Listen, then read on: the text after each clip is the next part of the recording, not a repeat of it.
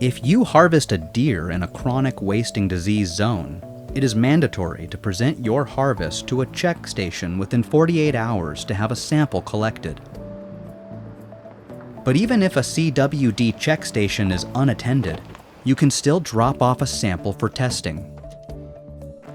First, completely fill out the appropriate tag for the type of deer you've harvested, including the date and location.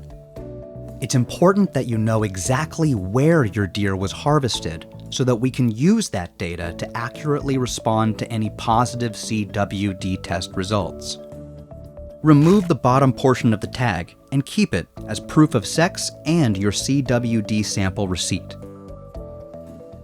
Place the head in a plastic trash bag provided at the CWD drop box.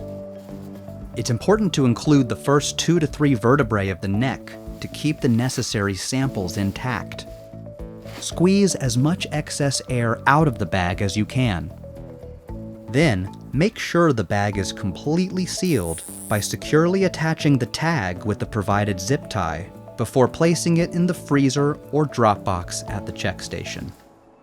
The last step is to report your submission, either by using the My Hunt Harvest app or by sending a text message to the phone number displayed at the check station.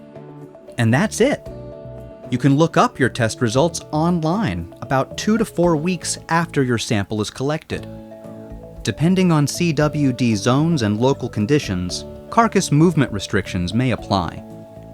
Visit our website before you hunt to check current CWD zones and find out what policies apply to your harvest.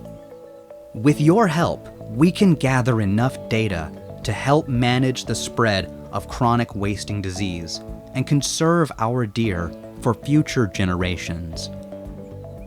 Thank you for doing your part to keep Texas wild.